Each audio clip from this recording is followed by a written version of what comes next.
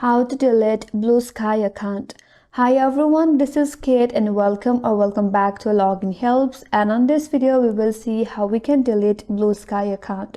So without any further ado, let's get started. First of all, launch the Bluesky application and then log into account. Now if you are logged and you land in your home page, from here navigate to top left corner and tap on the hamburger icon. From this menu bar, tap on Settings. Now under Settings, again tap on Account. Under this account page, at the very down, there is a Delete Account option. Tap on it. Now you have this Send Email button in your interface where you will receive a confirmation code in your email address. So tap on Send Email. Now you will have the confirmation code sent to your email. Go back and check for an email from the Bluesky.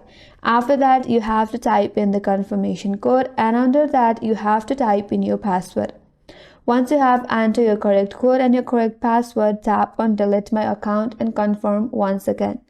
After that, your account or your Bluesky account will get deleted. And that's all for this video. Hope this video was helpful. If you are new to our channel, consider subscribing. Thanks for watching and stay tuned for more videos.